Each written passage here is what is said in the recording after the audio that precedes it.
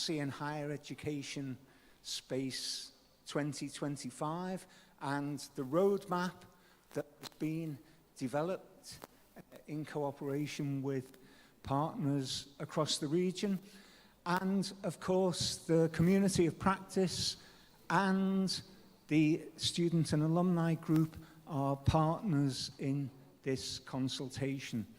So Roger, without any further ado, I'll introduce you and leave the floor to you. Thank you for joining us. Roger, just though to say, the people you'll be speaking to are representatives from the community of practice and also people from it's now called the International Student Mobility and Alumni Group, but it might change its name after your consultation. So over to you, Roger.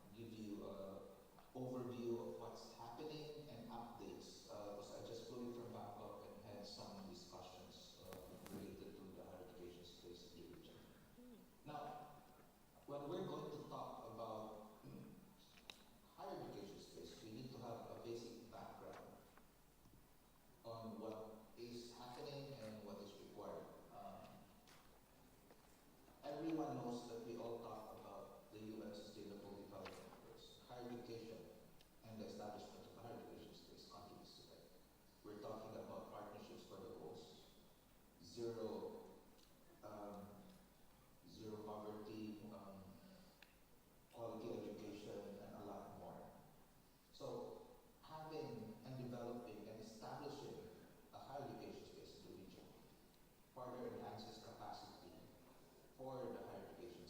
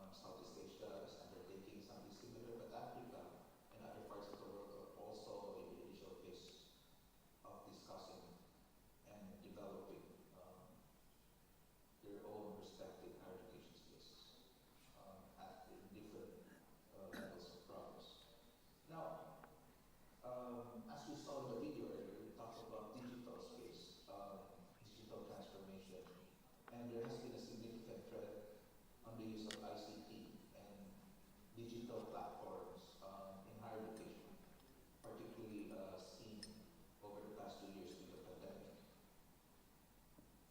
Furthermore, when we're talking about Southeast Asia or the ASEAN community, we have to understand that this is also a regional integration process, similar to what Europe has undertaken.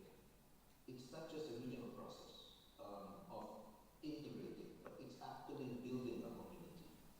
And as such, the role of having a common higher education space in Southeast Asia is significant, not only in terms of enhancing awareness and the promotion of a regional identity, but also building the foundations and sustainability of an ASEAN community.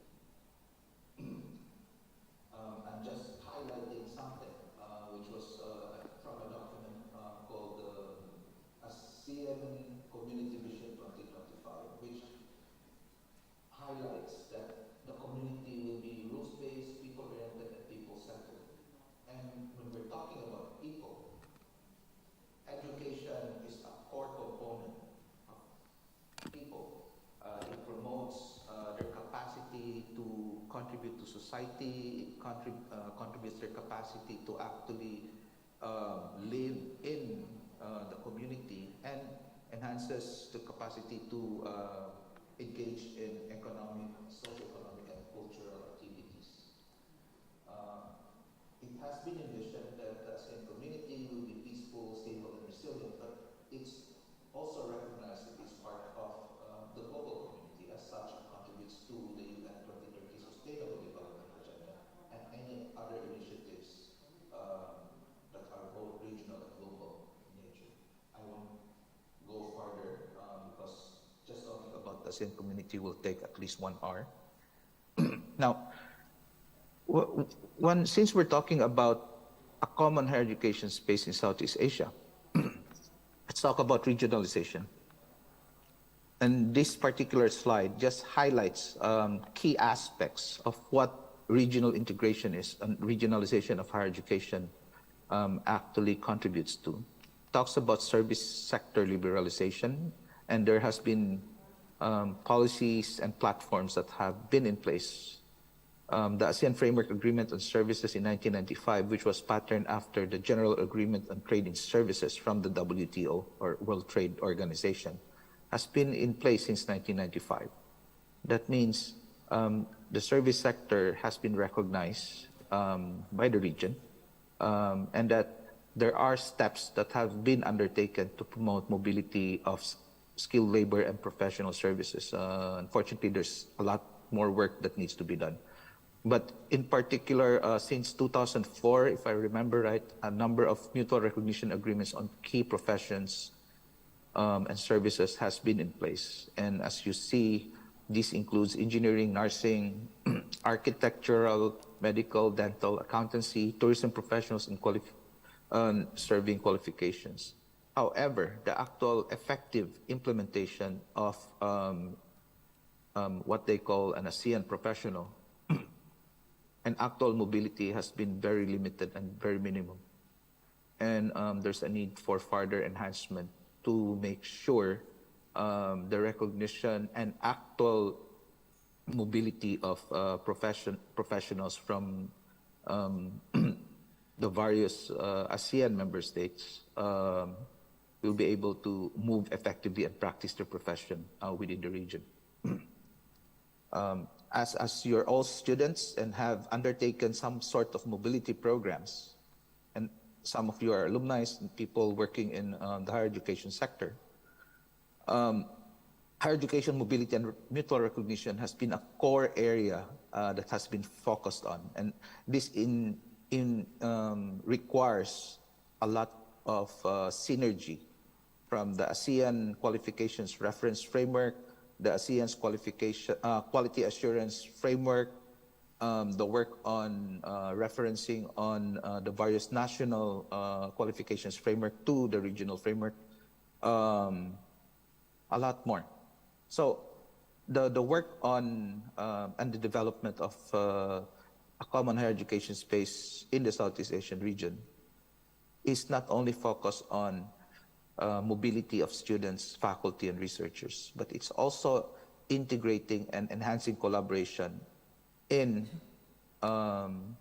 what the higher education sector is, the missions of the higher education sector, which is basically teaching and learning, research, and of course, its dissemination and application and community service. And something that we need to understand when we're talking about a higher education space. It's not all about the university or teaching, but it's about contributing to the community and enhancing the capacities of everyone to contribute to the local, regional, national, and global community. Regional frameworks have been in place. I talk about that. Another key aspect is academic credit transfers. There have been a few in the region. And of course, scholarships. There has been scholarships developed and implemented, such as the AUN scholarships, national government scholarships, the AIMS program, the EU Share program.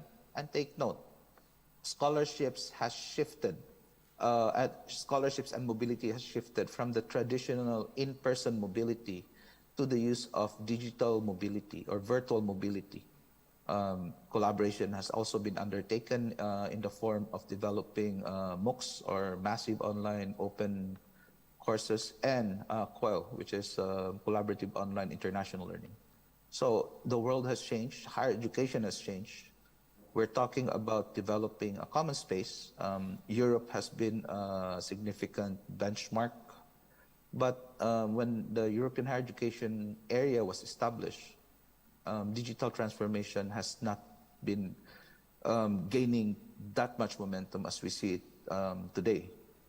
So as such, the development of a common higher education space in the region has to take into consideration the need to transform education and to utilize digital transformation as a basis to enhance effectiveness and the opportunity to enhance inclusiveness, quality, relevance of higher education and education in general. It also contributes to ASEAN community building and awareness. A lot of studies, particularly from the Erasmus program and how it contributed to the development of and increased awareness of the European identity and the European community has been in place. And I believe that similar developments would be pushed forward with the establishment of a common higher education space in the region. I've talked about mobility, mutual recognition, and integration. My own work and several scholars have been talking about mobility and mutual recognition as a key, one of the key factors that contributes to regional integration that includes be it ASEAN or Southeast Asia. And as such, these principles or ideas can be incorporated in the development of a common higher education space.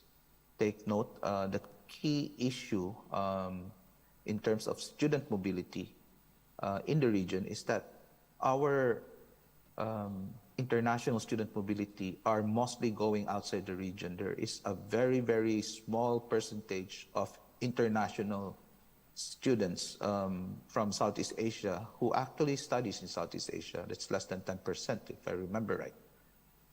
So later on, I'll talk about certain initiatives that will be implemented and has been discussed by Rika earlier in brief. This is a UNESCO framework, and I only, this came from their website, from the UNESCO Bangkok website. And the reason why I'm putting it here is to highlight the point that when we're talking about international student, professional, skilled workers, faculty, or researcher mobility, three key things are very important. The qualifications framework, which incorporates the various levels of the qualifications, the learning outcomes, and multiple pathways, and recognition of qualifications, and of course, quality assurance. These three has to go to complement each other and enhance the development and effective implementation of any common higher education space in a region. These are just some of the initiatives. I can share the PowerPoint, but this is there are new initiatives in place. This includes the Share Commission report on enhancing university student mobility in the region. But take note, there's also the graduate employability report. There's going to be a report coming out by the early December on the state of higher education in ASEAN member states. There's going to be a report focused on CLMV region on higher education. So there's a lot of reports being commissioned and will be presented over the coming weeks and months prior to the end of the SHARE program. I highlighted the qualifications reference framework because we're talking about learning outcomes, skills, and competencies. And for us to actually map out and enhance recognition, it's important for the courses, the programs to be aligned with national qualifications framework, and that the national qualifications framework can be recognized through an equivalency mechanism such as the ASEAN qualifications reference framework. Now let's go and talk about the roadmap. The roadmap was developed by the ASEAN Working Group on Higher Education Mobility, which was established under the SHARE through the support of the SHARE program. But it's not just representatives from the ASEAN member states. It also has SIMIO, Southeast Asian Ministers of Education Organization, UNESCO, ASEAN Europe, Asia Europe Foundation, and other multiple stakeholders focused on higher education. The recent developments with the establishment and discussions focused on a higher education space in the region saw the importance of multi-stakeholder partnerships and collaboration. So the past few policy dialogues under the SHARE program saw multiple stakeholders that are working in higher education in the region, working together to discuss higher education issues and how to address and move forward, and essentially how to utilize and ensure that higher education brings out the full potential of everyone in the region. And of course, inter-regional dialogues and inter-regional collaboration will follow eventually.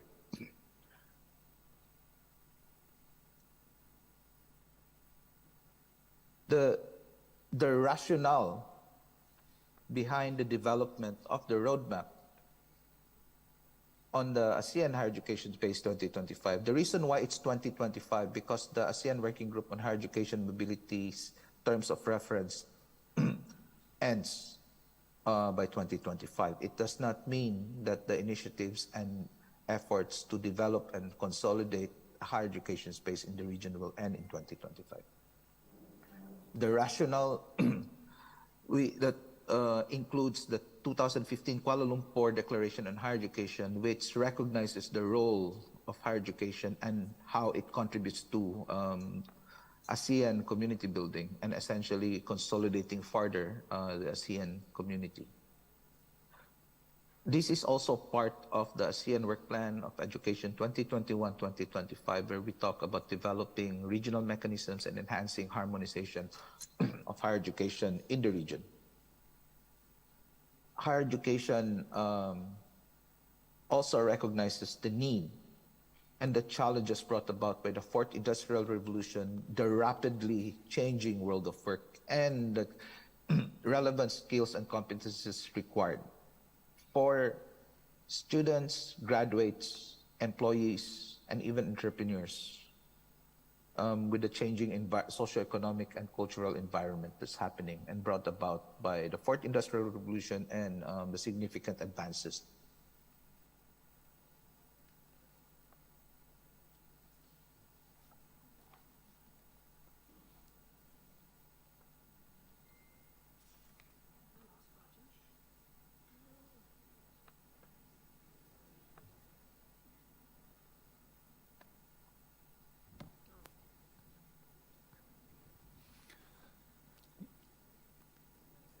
Roger, just to let you know that you've frozen at this end, and yeah, we'll just talk amongst ourselves while we get the connection back. And I'll just compliment everyone on how lovely they look as the camera is scanning on them.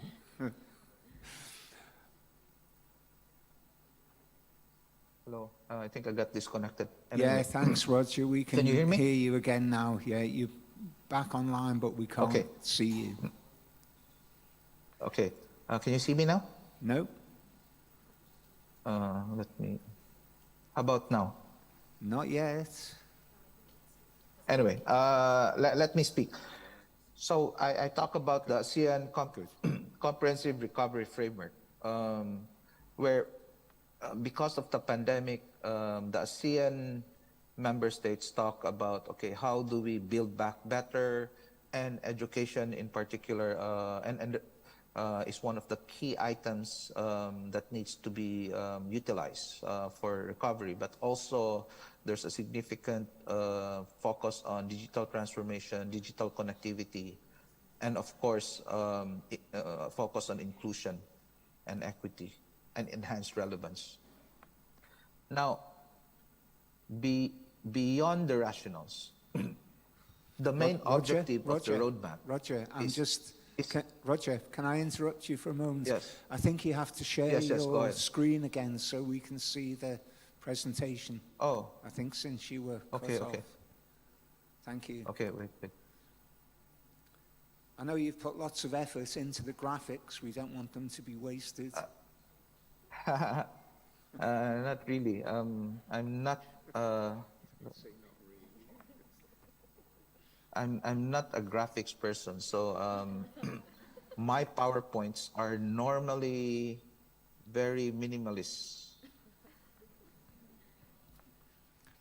Okay, you're still not sharing your screen. How's it? Oh Can yeah, you see that's it now? great. Yeah, thank you, Roger. We can see you again. Thank Okay. you. Okay. Now, as I was mentioning, I'm a minimalist. I don't believe in spending too much time on graphics. I'd rather say what needs to be said. Okay, so beyond the rationales and the basis for the development of the roadmap, the main objective is to fully implement initiatives towards building an ASEAN higher education space and the management of an ASEAN branded scholarship by 2025. Okay. And it will be based on key principles, namely, it should be measurable, impactful, participatory, and complementary and pragmatic, equitable, diverse, and inclusive. Take note, participatory. When we talk about participatory, that means multi-stakeholder engagement, not only international and regional organizations. This includes the community of practice. This includes the alumni and student network. This includes university management. It's a lot of work and still a lot of things that needs to be established. But these are the key principles towards a common higher education space. Take note. The vision of the roadmap, or basically the higher education space, is to have a resilient and sustainable ASEAN higher education space that enables greater harmonization and internationalization of ASEAN higher education, especially in enhancing people-to-people connectivity and supporting ASEAN community building. Keywords: enhancing people-to-people connectivity. And when we're talking about people-to-people connectivity, it's not just student mobility. It includes internship, professional mobility, recognition of qualifications, enhancing mobility of service, of the service sector, research, faculty mobility, and collaboration in terms of developing higher education programs and so forth.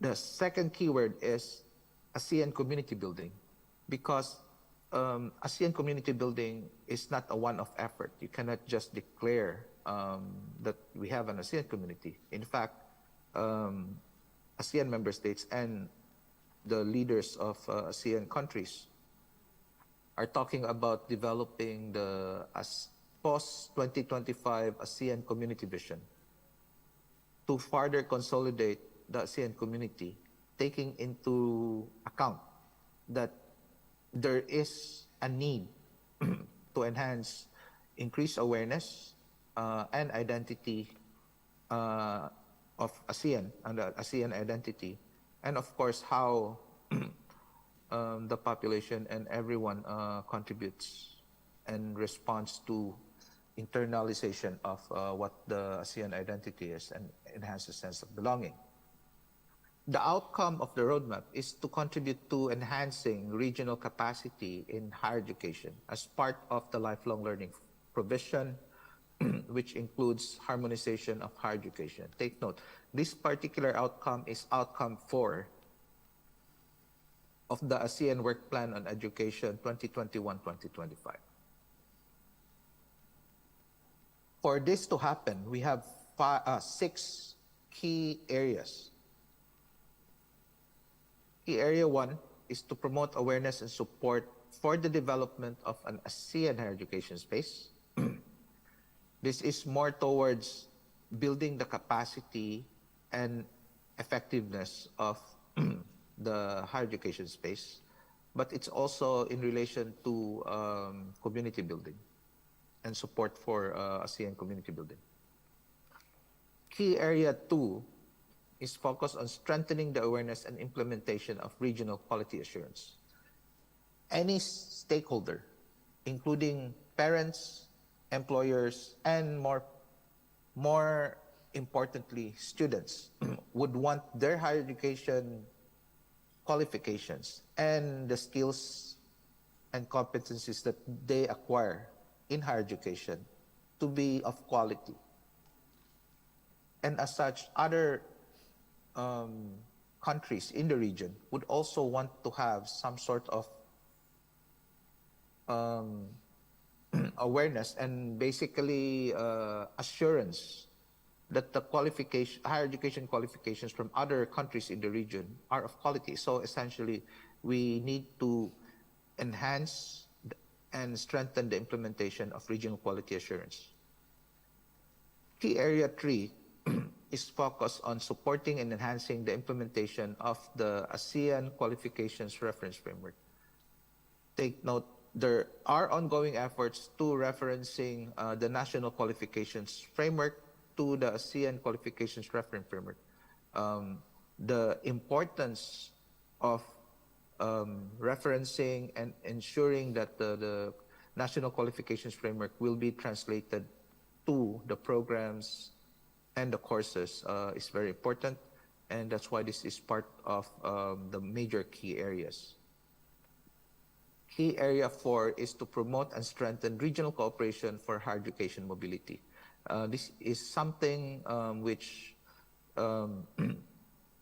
our students and alumni would be very interested in. This has something to do with what we are initiating.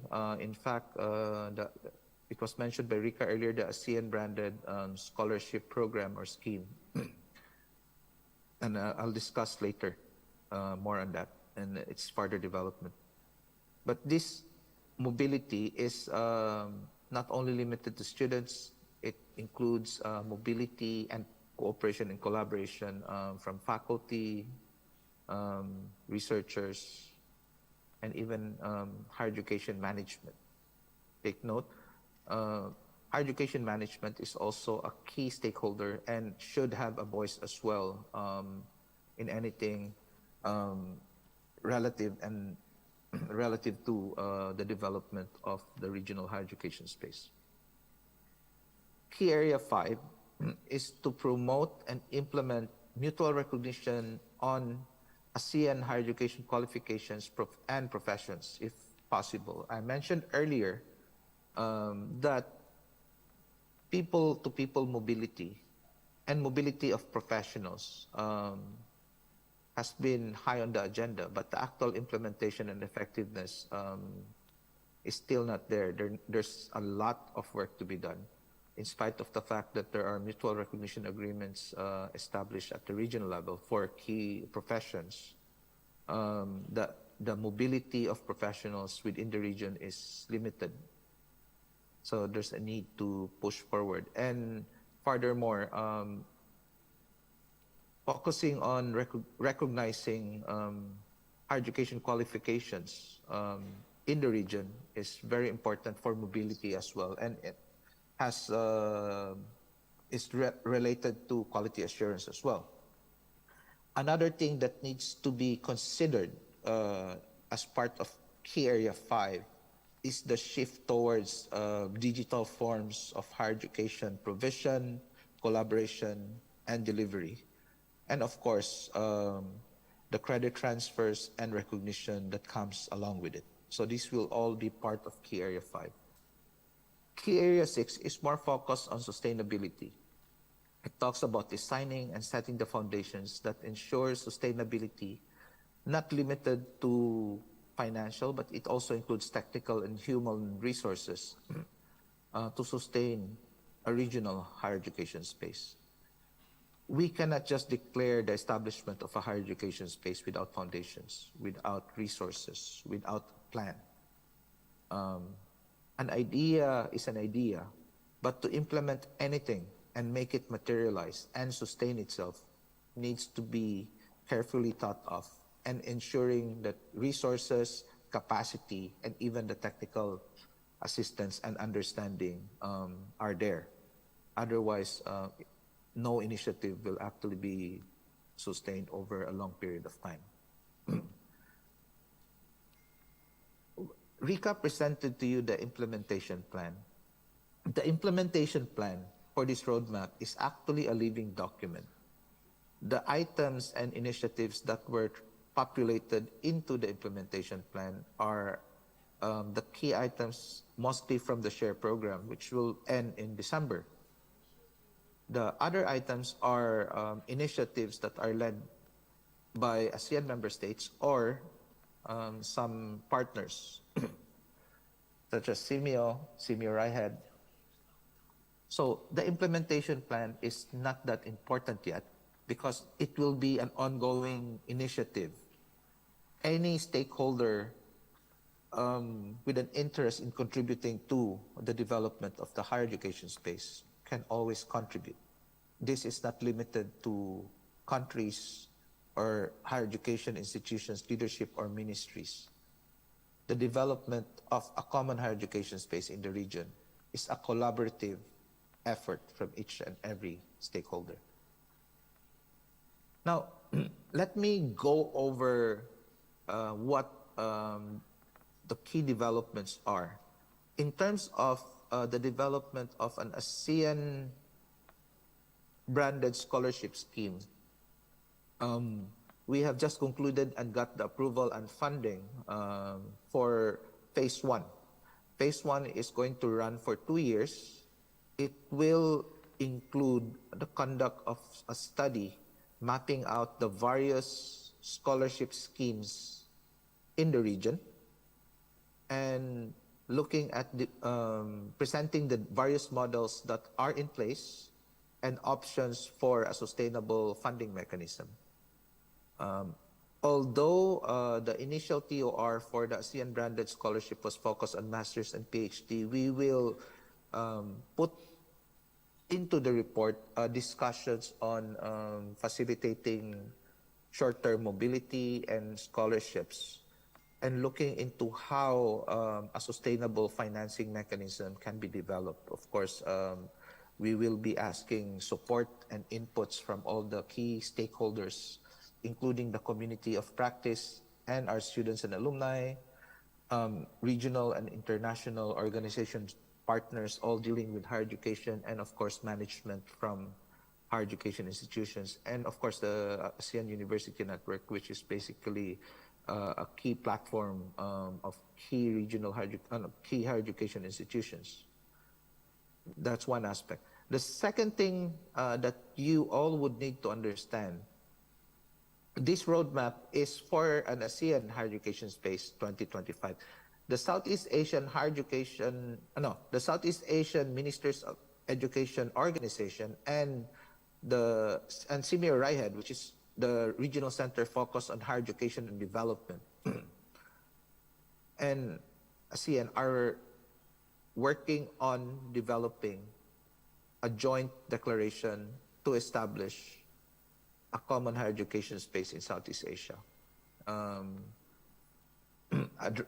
drafting team has been established to initially come out with ideas on the vision and key items that needs to be incorporated. This was held in July, and some of you were there. And there were representatives from the community of practice, from the students as well, and from various stakeholders engaged in the Southeast Asian higher education. Take note that there was a mandate from the ministers of education and ministers of higher education from the Southeast Asian region that CMEO and ASEAN should look into enhancing and complementing each other's initiative, and as such, developing a common higher education space is one way of doing it, but it's also pragmatic because we are part of one region. We are one region, and it doesn't make sense to have two higher education space, and that initiatives will be duplicating. So it's better to focus on complementing and strengthening a higher education space in Southeast Asia. Now, one of the other key items that needs to be addressed is that there are various agencies or organizations already working in the various key areas that I have presented today. However, comprehensive working together and ensuring the comprehensive impact of all these initiatives is still needed.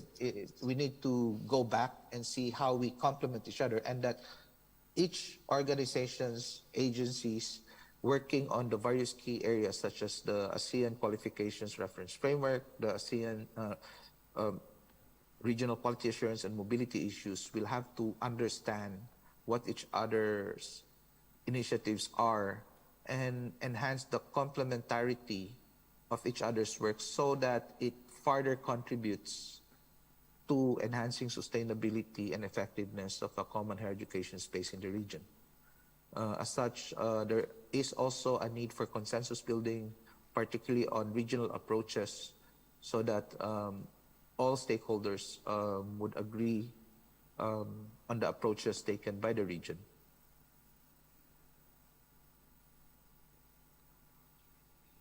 Now let's talk about the opportunities and challenges. Okay, having a common higher education space in Southeast Asia actually contributes to a UN 2030 Sustainable Development Goals, and even beyond.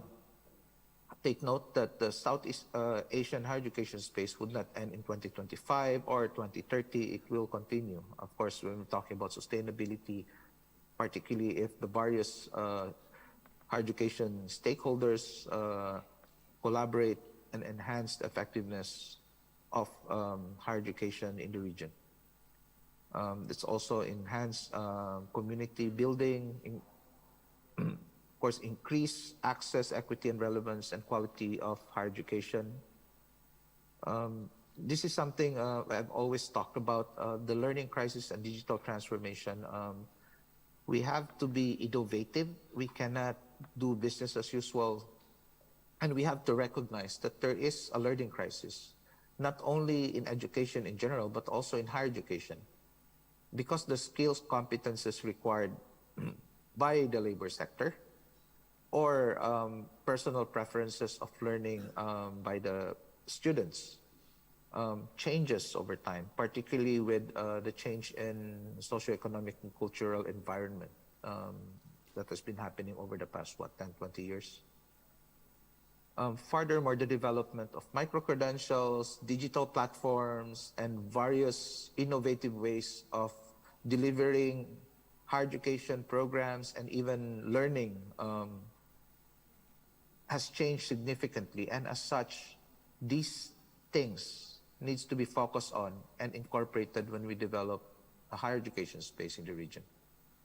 Of course, this all translates as well into quality, inclusion, and recognition and mobility issues in higher education and even in the TVET sector. So what other key items that needs to be addressed? Sustainable funding, strengthening partnerships, and complementarity of the various initiatives by the different stakeholders, effective operationalization of regional frameworks and instruments. There are regional frameworks in place. There are instruments in place.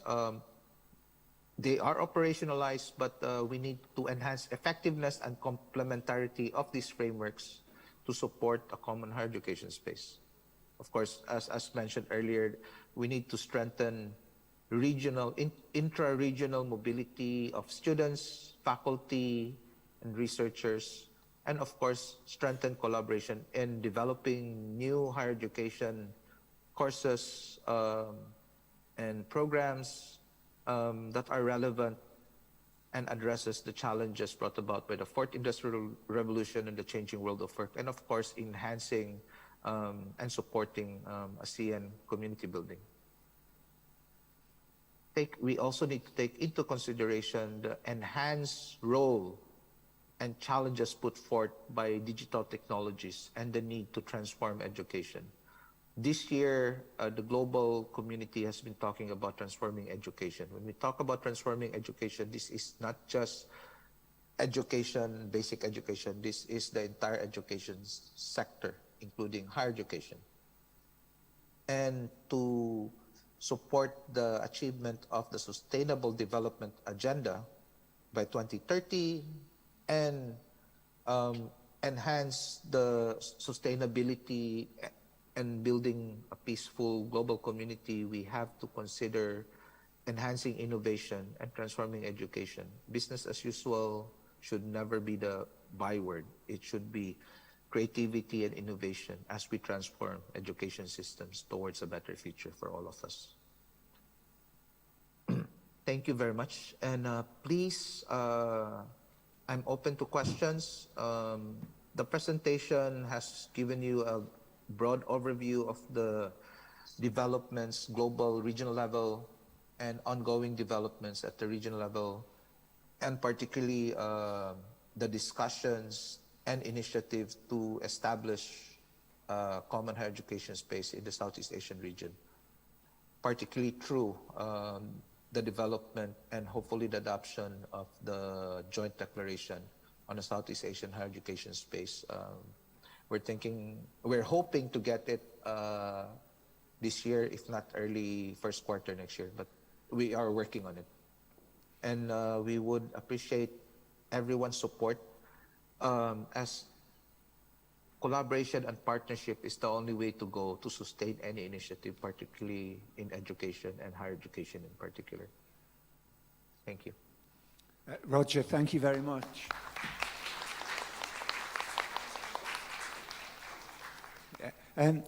Roger, just to say that personally, I'm very grateful to you for opening up the opportunity for alumni and students to contribute to policy dialogue, and also for people in the higher education community of practice.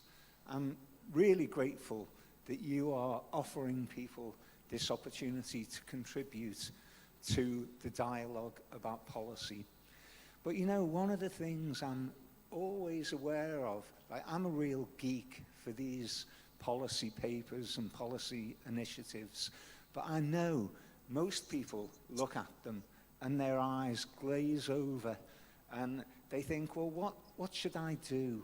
What can I personally do to contribute to this? How should I respond to all of this information? And I'm just wondering if you have any ideas about how we can make these initiatives more accessible to people, how we can let the student and alumni group know what would be a good response, how they could support these initiatives, how individual lecturers in universities can support these initiatives, because otherwise it's just so complex. Everyone's working in their day jobs and trying to get on with their lives. So any tips about making things more accessible? Let me highlight and give tips. Take note, these are my opinions. I may be wrong, but this is coming from my own point of view. And of course, what I say, I really believe in what I'm going to tell you. For students and alumni, I'm also an alumni of EU and Hong Kong scholarships. So we have to understand, first we have to understand what's happening in the region and how do you contribute. As alumni or people who has been in international higher education and mobility, be it in person or virtually, you have to share your experience as much as possible to the various stakeholders, not only for prospective international students, but also to your own respective institutions or even your workplaces.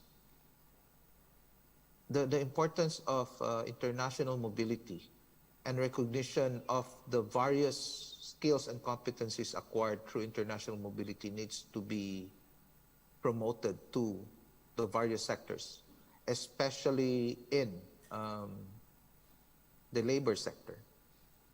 Because not everyone, not all the companies or the bosses of the companies understands the value and the competencies acquired. It's not just what you learn in school or in universities when you do international mobility. It's the various soft skills and the experiences that you have to go through as an international student. Take note, this is in part in person. But when you're talking about virtual mobility, the experiences and challenges you have to go through is also different. And the acquisition of skills and competencies that you acquire through virtual mobility is completely different from in-person mobility. In fact, there are more challenges in virtual mobility than in-person mobility because it's something new. However, it does not mean that virtual mobility is less important or less significant. In fact, it may even be more significant considering the digital transformation of the world. Actually having to learn, study, engage, and be a part of a community virtually is something each and every one of us have to learn. From those in early childhood education all the way to the elderly population who engages in community service or are retiring and contributing to society in their own way. All of us will have to adjust to the changes, the socio-economic and cultural changes in the world and the way we work and the way we live. Great. Thank you very much, Roger. Yes, that's one aspect, yeah. For the community of practice, take note. The community of practice are those who are actually on the field, are very familiar with what's happening and the challenges. People like me who are focused on policies, developing statements and initiatives would require inputs from the community of practice and higher education leadership for us to know the various challenges. We do not know everything. We don't have all the solutions. We don't know all the challenges. That's why the community of practice contributes significantly, not only to what's going on the ground, but also in terms of giving us inputs for creative and innovative approaches and solutions to anything related to higher education. Thank you. Yeah, thanks very much, Roger. I'm sure people here have got some questions. Roger, I'll just tell you that there's been so much energy and ideas in this room over the past couple of days. This is real people-to-people connectivity. different experiences, different relationships, different countries, different backgrounds, sharing their ideas. Absolutely fantastic. So this is why we should continue with initiatives like Share to bring people together and get them connected. Now let me see if there are any questions from people. I'm sure there are lots. Who'd like to go first? Phil Moore. If you could just introduce yourself to Roger and then say your question. Okay. Hello, everyone. So Roger, good morning. I am Phil Moore from the Philippines. Thank you for the presentation. I'm actually interested in the 5 key areas you've shared, specifically on key area number 5, which said that promote and implement mutual recognition on Asian higher education qualifications and professions, if possible. I think it's the phrase "if possible" that made me think. So this implies that there's no certainty along key area 5. Is there a way if we can make this certain that there will be not only promotion but implementation along professions? Thank you. Yeah, thank you, Filmar. Nice to see you virtually. We haven't met in person yet, but this is we've met so many times, right, virtually. Anyway, the reason why I put the word "if possible" is because in the ASEAN Secretariat, mutual recognition agreements are actually under the purview of another division, and it's under services or even in other divisions as well. So it's not actually under education. So, but of course, it's cross-cutting. It does not mean we don't believe in it. I've talked to the Deputy Secretary General of the ASEAN Economic Community. He agrees that there's a need to revisit the mutual recognition agreements and to find ways how to enhance its effective implementation. So that's one thing I'm hoping that will be addressed with the establishment of a common higher education space in Southeast Asia. The other thing there is I'm actually envisioning, but just because I'm envisioning or thinking about it doesn't mean it can be implemented, an ASEAN internship program. But thinking more of a regional approach with guidelines and platforms where employers, foundations, and anyone who offers internship places can plug in. So basically, it's a supply-demand matching mechanism. And the reason why there's a need for regional guidelines so that we ensure that there's actual learning taking place and not just interns. Take note, when I'm talking about interns, it's not just students, it's also graduates or even those already in the workforce who wants to do a mobility experience, because people-to-people connectivity is not limited to students. So, and the importance of understanding each other's culture and actually moving around cannot be underestimated. Yes. So to answer your question, Filmar, the reason why, if possible, it's because it's under the purview of another division, and in fact another community, because ASEAN has 3 pillars: the ASEAN Economic Community, the ASEAN Political Security Community, and the ASEAN Socio-Cultural Community. Education falls under Socio-Cultural Community, while the MRAs are under the Economic Community. But it does not mean we don't talk. It does not mean we cannot do anything to make it happen. Yeah. Okay, thank you for that, Thank you. Roger.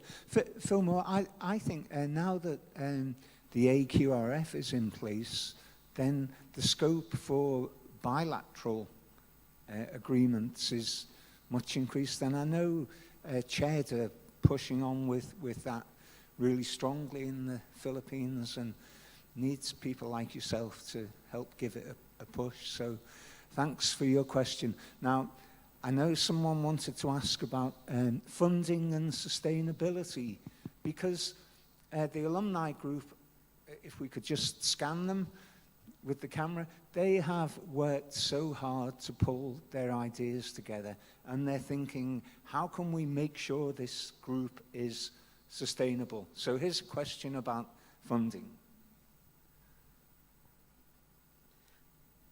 Good morning, Mr. Roger. I am Ashraf from Brunei. I'm a mobility student, a mobility alumnus. I just wondering, we for the past few months, my fellow alumni from different countries around ASEAN have been trying to build a network basically a network of alumni of mobility in the ASEAN region. So I was wondering, what are the avenues that we could approach for funding for our project, and how can we maintain this funding, and how can it be sustainable and align with the roadmap that you just presented? Thank you. Thank you very much. You're putting me on the spot.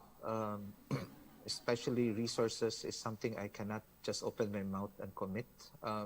However, take note, although I presented the roadmap to an ASEAN higher education space, the region is developing a common higher education space. There were initial inputs on some action lines, but of course, once the joint declaration is in place, there will be a significant effort to develop a strategic plan of action. And that's where these questions should be incorporated so we can put them in. Take note, funding is always a major issue. I believe that we should learn from the European Student Network experience in Europe, where although they are still supported in part by the European Commission, they have developed significant funding mechanisms, and their presence can be seen all over Europe, actually, and they have been supporting students and alumni in the region. Take note, one of the things is we should not be extremely reliant only on national governments, because funding sources and opportunities are everywhere. It's just, how do we pitch in the idea and the effective use of resources? And how do we complement the initiative at regional level? The common space will be multi-stakeholder. They will take into consideration the various stakeholder participation. But in terms of developing support and platforms, we still need to make sure that this happen. Of course, we want it to happen. We still need approval from everyone, particularly the leaders, if we're going to ask for resources. And although I would want to say that we can assure resources, it's beyond my capacity to actually say that. Of course, we will put that on the table. Because, you know, the students and the youth are the future leaders of the region, and you actually contribute to regional community building and basically everything. Yes, so we have to put that issue on the table, because it should be a multi-stakeholder approach, and everything we do should complement each other's initiative. Otherwise, resources will not be effectively utilized. So, although I managed to answer some of your questions, I have to be a bit vague, because you know, I will be in trouble if I make commitments beyond my authority. That's great. Well, Roger, you should know the very reason we invite you to speak is so that we can put you on the spot. So don't be surprised. And I know you can't commit any resources, but I think I heard you saying that a strong voice and representation for students and young people is critical to the development of regional integration, and you personally will do all you can to promote and support this. Am I right in paraphrasing what you've said? Yeah. Yes. aside from what you mentioned, take note, I am the head of the Education, Youth, and Sports Division, so I'm coordinating. And the youth sector and the work plan actually recognizes the importance of youth, particularly in contributing to innovative and creative solutions for the region and the countries. And of course, participation in regional initiatives and dialogues. Still a lot to be done, but the recognition of youth and youth participation has been recognized and put on high-level policy papers. Yeah, so we can have a case to put it on the plan of action, of course. But of course, you know, needs to go through a significant process. But we will push. Okay. Well, I know the people here are very pushy and determined and enthusiastic. So you'll hear from them again. I think we have another question. Over to you, Cheng Hao. Good morning, Roger. I'm Cheng Hao from the University of Cambodia and one of the COP members. Okay. I'm interested in the objective-based education or 21st century skill. So when the program ends in December this year, so how can we continue to improve the objective of objective or outcome-based education for the 21st century education? Thank you. Yeah. First and foremost, thank you for the question and thank you for contributing to and being a member of the community of practice. Much appreciated. The SHARE program, although this part of the SHARE program will end, the European delegation is in discussion to develop a new program. It's still to be approved by Brussels and further to the development of the new action lines and things to be implemented. So it's not exactly the end of EU support. And it will be focused on people-to-people connectivity, which it's a connectivity package, and out of the 5 key areas, one of which it will be higher education. So there will be some support from the EU. I'm sure the EU will not just leave us hanging. Okay. Yeah. And I've been part of the discussion, so that's one thing. Second thing there is in terms of outcomes-based education, 21st century skills, we have to look into national initiatives and then regional platforms and initiatives. Countries in the region and actually beyond have been working on enhancing relevance of the higher education programs. And there has been a significant shift on the use of outcomes-based teaching and learning.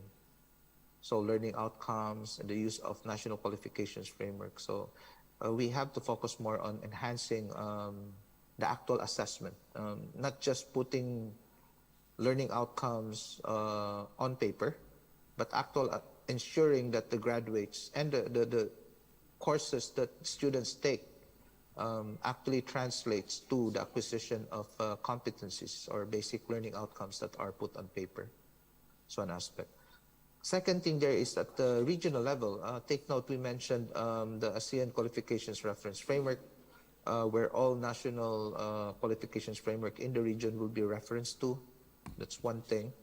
Second thing, there is a quality assurance framework, and I'm hoping that there will be a stronger regional focus on quality assurance to ensure that the teaching and learning and even research that are undertaken will move beyond where it is now. I'm not saying that we should, when we talk of quality assurance, it's not saying that, okay, all the programs are of quality. Quality assurance includes ongoing enhancement of quality from an internal and an external perspective, and basically it's fit for purpose. The reason for quality assurance is for the programs, the courses, and basically the acquisition of the competencies of the graduates will be relevant and of quality to the times, rapidly changing times and environment.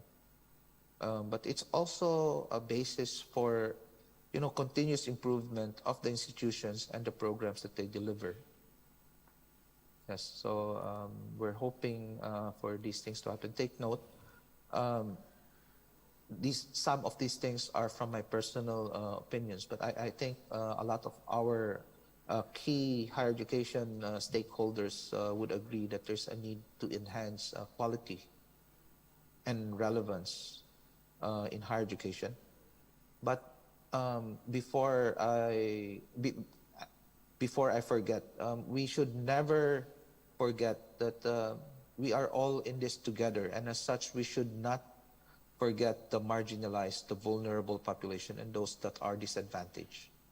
So in any higher education space, we need to ensure that we bring opportunities, access to education to those who are in a, not as fortunate as most of us. We have to give them the opportunity to experience international education, be it in person or virtually. We need to ensure that they would be in a capacity to learn the relevant skills and competencies to adjust and live and contribute to the community, be it local, national, global, or regional. So Okay. Oh, when sorry, we talk Raj. about higher education and higher education space, let's always remember that this is for all of us, not just for the privileged or not just for the extremely smart people, but for everyone. Okay, thank you for that, Roger. I'll just say two things about your reply. My first thing to say is I really welcome your personal opinions, because I think your personal opinions and your personality have enabled this bottom-up approach to have more of a foothold in policy developments, and that's great, Roger. I really thank you for that. Second thing is, my personal opinion is this whole story about education isn't tied in closely enough to the whole economics of the region. And one of the big tasks, I think, for you and EYSD is to link into the economic arguments about the labour market, about jobs, about prosperity, because education doesn't change because of innovative ideas about pedagogy. It changes because of money in people's hands and people's pockets. And the only way that's achieved is by more political activity across the whole board. You want to say anything about that? I totally agree. Even for the UN 2030 Sustainable Development Agenda, education has been recognized to cut across all the 17 SDGs. And per se, it's not just economics. It's basically education cuts across and is a major enabler for anyone to contribute to all the sectors and the various communities. As such, there needs to be alignment and complementarity across the different sectors. Take note, education, everyone is educated one way or the other. Even those who don't go to school are educated. Well, I would rather say learning. I like to use the word learning because learning, and considering the lifelong learning frameworks that everyone has been talking about the past at least 2 decades, is something for everyone. And if you're in school or not in school, you have been learning. A lot of the coders and programmers learn by themselves or learn through experience. And they've learned. And sometimes they're even better than those who actually went to schools or universities. I'm very familiar with some cases. I'm just not going to name the actual countries or institutions. But yes, I totally agree. There needs to be alignment, and people have to, they have to earn and survive. So as such, no matter how idealistic we would want to be and how we want to contribute to making the world a better place without having the resources to support your life and to your way of living, how can you contribute to the greater good? Okay. Great. Of course, that doesn't mean that you have to focus more on making money. You can do it at the same time. Okay, thank you very much, Roger. I'm just recommending people read Paulo Freire if they want to know a bit more about what education does to people. We have one last question, I think, so over to you, Augustine. Yeah, thank you, Dr. Roger. My name Agustino Sirmino. I'm Indonesian, but right now I'm working at the Lancang Mekong Cooperation Project at the Department of Higher Education in Laos. Very interesting with your explanation about the ASEAN awareness. And also you just mentioned about all stakeholders able to contribute in all sectors, how to improve the higher education sector. I have the opinion like that. Every government has the high expectation about their states. And also every universities also has the high expectation also. But in the reality, sometimes there are gap between the expectation from the government and also expectation from the university. Sometimes there is gaps or there are gaps. And in my understanding, we need that about the transformational behavior. Transformational behavior, it means that sustainability information. It means that there is the information from the university to the government or from the government to the university can be conducted, can be implemented. So the expectation from the government can be implemented by the university, and also the university also able to inform to the government. So everybody will have the awareness how to improve the higher education sector. Thank you. Okay, thank you very much. I was just in Vientiane 2 weeks ago for the AUN Board of Trustees meeting. But let me say something in relation to your statement and question. First and foremost, strategic plans and goals and objectives can be as outrageous as possible. Then it has to be measurable and basically within certain timelines. If you look at the global development world in education, we started off with education for all in the early 1990s, adopted in John 10. Then we have the Millennium Development Goals, and now we have the Sustainable Development Goals, which targets 2030. The objectives are very ambitious. But if you really think about it, what has these three major initiatives or targets achieved? It has set the direction and mobilized initiatives of the sector towards key goals. Although a lot of the goals have not been achieved, it has narrowed the gap. It has increased focus, awareness, and actions towards moving to the global objectives that were set forth. Similarly, when we talk about higher education, and although we have to understand the difference between what is ideal and what is utilitarian and what is possible. When we set goals, we always think about the ideal situation, that we have to incorporate limitations brought about by the actual situations and realities of life plus resources. Take note, although education is very important resources, not only limited to financial resources, but also technical and human resources and other resources necessary. We are also competing with other sectors.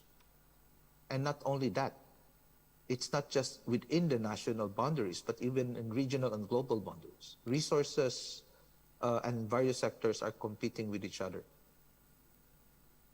However, as long as we have and set the objectives and directions which we think should be done and which are the key goals that needs to be addressed, as long as we walk towards the right direction, then any step we take is always better than moving towards the opposite direction, right?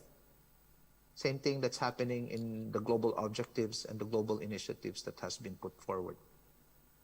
So when we're talking about establishing a common space in higher education, the mere fact that we're talking about it, we had the roadmap, we launched it, we're now collaborating and working closely with CIMIO and other stakeholders, and will be developing a joint declaration, is a good step forward.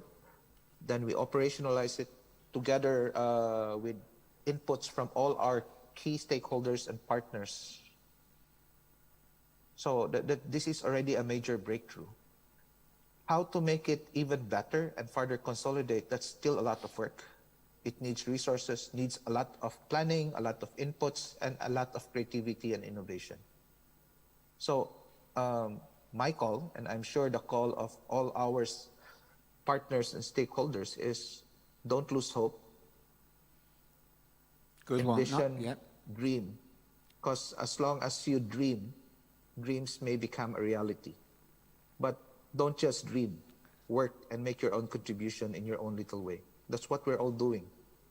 We spend effort, we discuss, we argue, we put we put in resources, time, and our own technical expertise, building and promoting what we believe in. All of us believe in higher education and the power of higher education and education in general to make a contribution to the world. So keep dreaming, but let's make our own little contribution to make our dreams a reality. Thank you very much, Roger. Now, I agree with what you say about resources, and we've got a great resource in this room. Everyone in this room is a volunteer, giving their time, giving their opinions, making their contribution. We're all very grateful to them. And I'm grateful that people are delaying their lunch for a few minutes. I hope that's okay with you. We have really just one final question. And with this final question, I'll just make the observation that I think everyone who asked the question today was male. Strange that, isn't it? But anyway, here's our final question. Hello, Dr. Roger. I'm Abiyuf. I am a physical mobility alumni.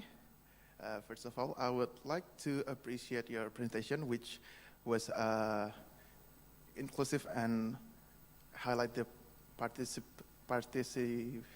participation of student and alumni.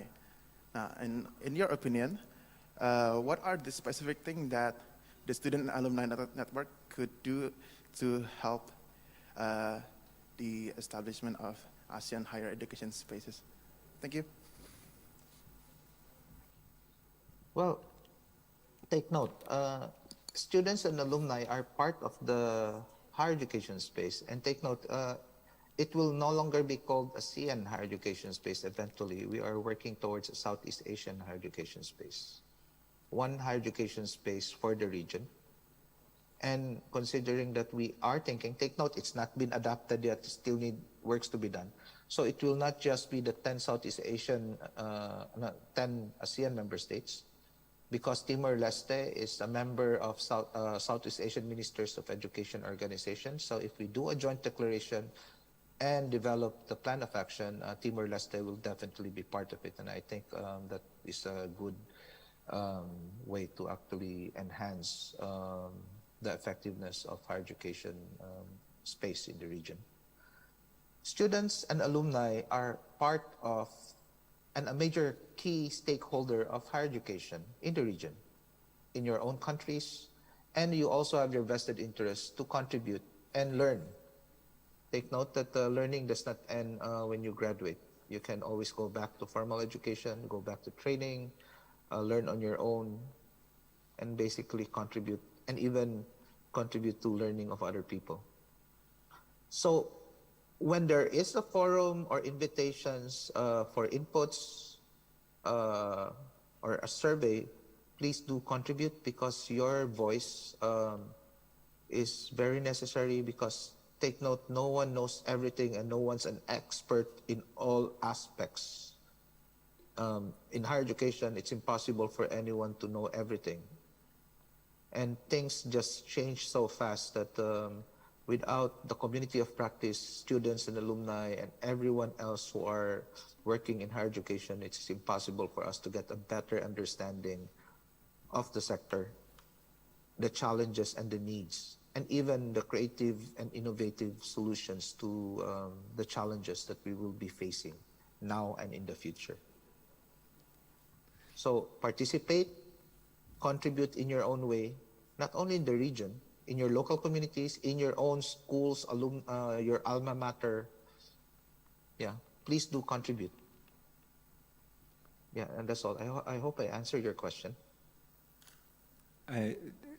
Roger, there was a nod there, so you did answer the question. Can I thank you very much for your time? I'm looking forward to when we next meet in person. Very grateful for your answers, grateful to the audience for your questions and contributions. I'm just letting people know that Roger is a very accessible person, always willing to answer questions and support people. And that's great, Roger. Thank you very much for that. So thanks to you, thanks to the audience. Thank you. Thank you, everyone. Enjoy Cambodia. Okay, and now I think it's lunchtime. What time are we back? Someone got the program in front of them? 2? Yeah, back at 1:30 in this room. So thank you, everyone. Enjoy your lunch.